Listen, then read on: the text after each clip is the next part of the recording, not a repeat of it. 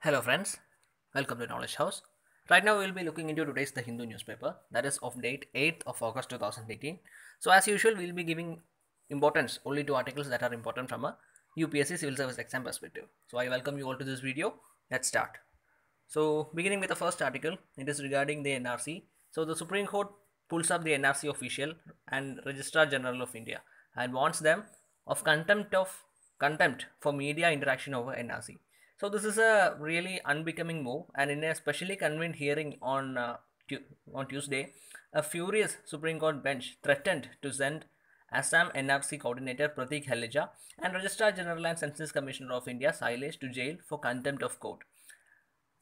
In an unexpected turn of events, Justice Rohinton Nariman and Justice Ranjan Gogoi made that comment, and the government is preparing a SOP to deal with the claims and objections, and it has to submit the SOP to this particular bench for approval. So, in short order, in a short order, the the court said that the comments made by them were highly improper. It said the court could have taken sterner actions against the officers but was refraining from doing so considering the work ahead from the publication of the final NRC, and the court also asked them to be cautious and devote their time to preparation of the NRC. So that's all important about this particular article. So actually the Supreme Court was really furious about the comments made by those two officials. That's all important about that. And moving on to the next article, it is a health related news. A scrub typhus is the key encephalitis cause in the eastern UP. That's what a study has said. So 3 years of data from the Gorakhpur Baba Raghav Das Medical Hospital has confirmed that the majority of acute encephalitis syndrome, that is AES patients admitted to the hospital between August and October each year have scrub typhus. So this finding is really important given that the scrub typhus can be treated easily if detected early. The first indication of the scrub typhus role came during the 2014 study at the same hospital, at the same BRD researchers by the Karnataka's Manipal Research Center. That is, the samples from this particular medical college that I earlier mentioned was researched at the Karnataka's Manipal Center for Viral Research. But there was much skepticism about this hypothesis at that time.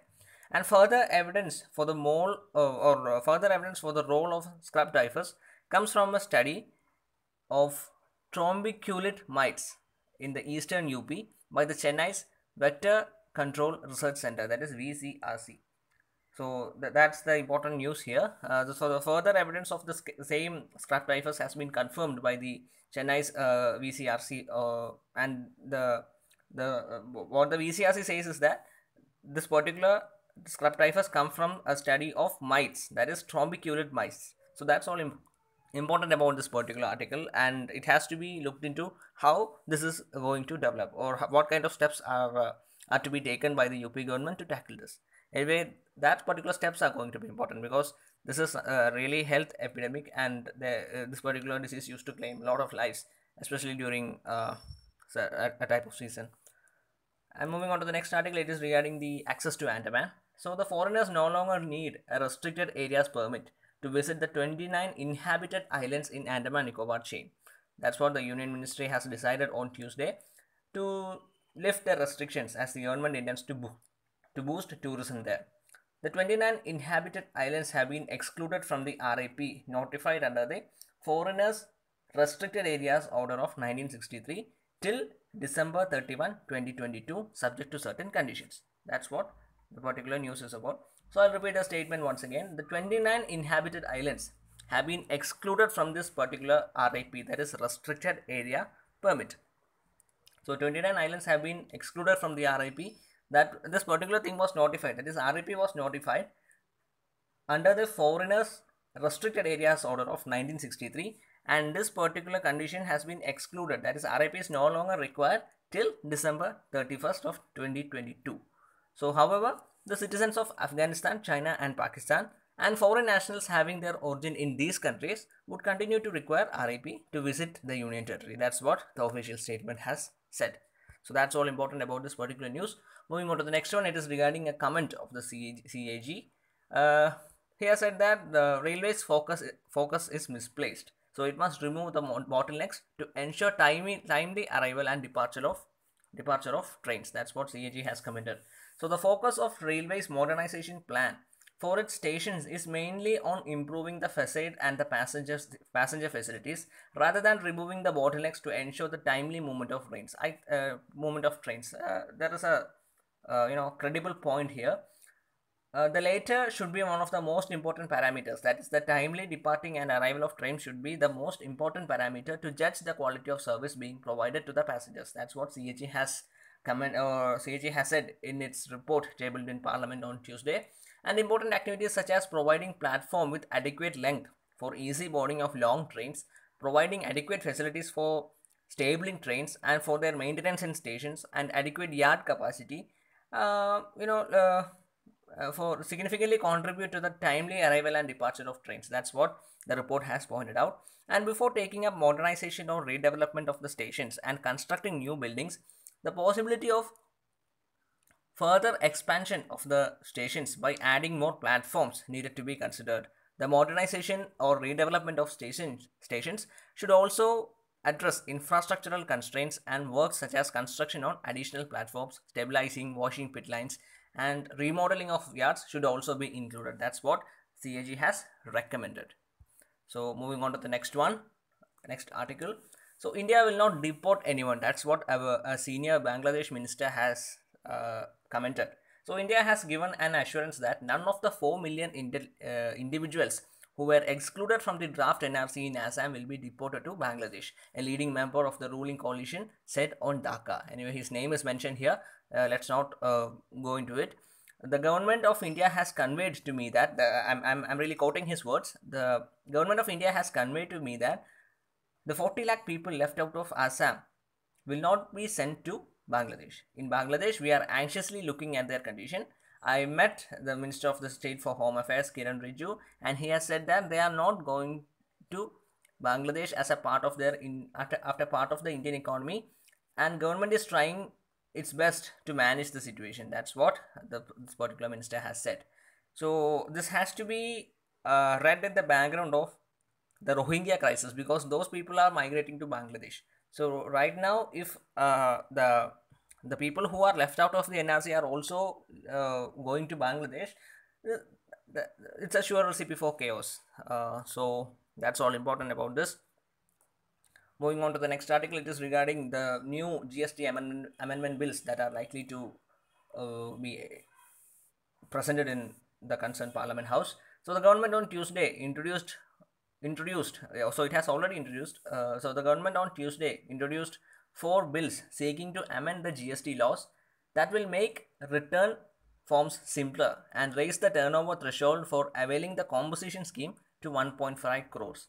So the Finance Minister Piyush Goyal has said that the amendment bills, that is Central GST Amendment Bill, the Integrated GST Amendment Bill, and the GST Compensation to the States Amendment Bill, and the Union Territory GST Amendment Bill were primarily aimed at helping the MSME sector and the small traders. So here the important thing to be noted is simplification of the return forms, and the composition, the threshold for compensation availing the compensation scheme to, that is reduction in the threshold for availing the compensation scheme to 1.5 crore, and also this various kinds of bill and how this is going to impact the MSME and small traders.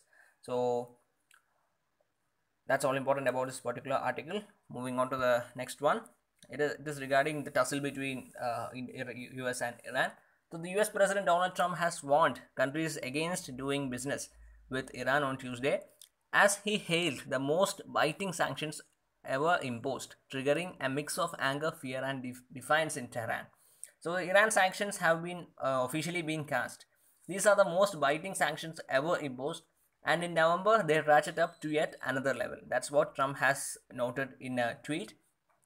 Anyone doing business with Iran will not be doing business with United States, and he is looking for world peace and nothing less. That's what his tweet further says. And within hours of sanctions taking effect, the German automobile maker Daimler has said that it was halting its business with Iran. And meanwhile, the Iranian counterpart Hassan Rouhani has said, "I remain open." That's I'll come to his statement I'll come to the Iranian statement after mentioning one more thing. So Trump has also mentioned that I remain open to reaching a more comprehensive deal that addresses a full range of regime's malign activities, including its ballistic missile program and its support for terrorism. And in a comment by the Iranian counterpart, Hassan Rouhani has said, dismissed the idea of talks while crippling sanctions were already in effect. And he has said that if you are an enemy and you stab the other person with a knife, and then you say that you want to negotiate, then the first thing that you have to do is to remove the knife. That's what he has told in an interview to the state television. They want to launch a psychological warfare against Iranian nation. That's what Hassan Rouhani has said further. And the negotiations with sanctions doesn't make sense. Anyway, let's see how things are going to evolve. As I mentioned yesterday, a lot of turnarounds has happened ever since President Donald Trump has assumed the office, especially with regard to North Korea. So let's see how things are going to evolve. That's all about this particular article. Moving on to the next one. Banks take around 70,000 crore hit due to frauds in the last 3 years. This is a significant report. So Indian banks have reported a total loss of around 70,000 crore due to frauds during the last 3 fiscals up to March 2018. That's what the Rajya Sabha was informed on Tuesday. The extent of loss in fraud cases reported by the scheduled commercial banks for 2015-16, 16-17 and 17-18 financial years was, and the sum is also mentioned here. I don't think that is important. So the Minister of the State of Finance has said this in the Rajya Sabha. And also it is to be another thing to be noted in this particular article is that the minister also informed the House that the gross advances by the scheduled commercial banks increased from 25 lakh crore on March 31 to 68 lakh crore on March 31 of 2014. So that's all important about this particular article. And coming to the other part of the article, Mr. Shukla, who is the Minister of the State for Finance, has said that the RBI has issued directions to the banks in June 2017, instructing them to file applications for the initiation of the Corporate Insolvency Resolution Process (CIRP) under the IBC, that is Insolvency and Bankruptcy Code, in respect of 12 borrowers. And these borrowers have cumulative fund-based and non-fund-based outstanding amount of around 1,97,000 crore as of March 31, 2017. So this is really important. So the process to be noted here is Corporate Insolvency Resolution Process and the IBC. So that's all important about this particular article. Moving on to the next one. So axle norms apply to the existing vehicles too. So the background news to be noted here is in a July 16 notification, the center raised the safe limits for the axle weight for transport vehicles by 25%. And when the notification came out, there was a confusion whether this new limit is applicable only to the vehicles, only to new vehicles, or are they applicable to the old vehicles too. So the revised norms governing the load carrying capacity of the commercial vehicles will be applicable to existing vehicles and not just the new ones. That's what the Ministry of Road Transport and Highways has clarified. So the above maximum safe axle weight shall be considered for revising the gross vehicle weight of the vehicles, subject to the overall limits specified in the paragraph 2 for the existing vehicles models. Anyway, it's a bit technical because we have to read the real notification. So the crux of the matter is the concerned concerned limit, that is additional limit that was prescribed by the minister, prescribed in the notification, is applicable not only to the new vehicles but also to the existing vehicles. So that's all important about this particular article. Moving on to the next one, and the last article is regarding the meeting the rooftop solar target of 40 gigawatts will be a challenge. That's what a senior official from the Madhya Pradesh government has said.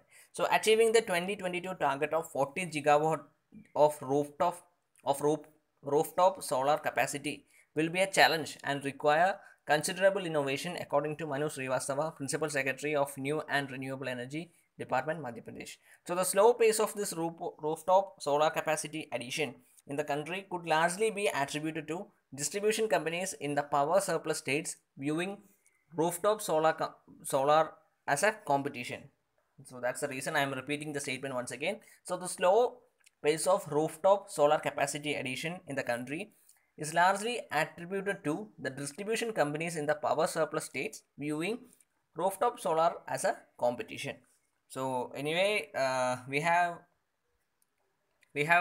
put forward a target of 40 gigahertz by 40 gigawatts by the year 2022, and the statement means that we will have to put extra efforts to achieve this. So that's all important about the news to be noted today. Thank you very much for watching this video. If you like this video, please hit the like button and do share it with your friends. You can follow us on Telegram, and for various kinds of PDF you can log on to our blog, that is www.knowledgehouse.co, and we'll be coming up with more interesting and compelling videos. So please do subscribe our channel so that you won't miss any updates from us. So thank you very much for watching this video once again, and have a nice day.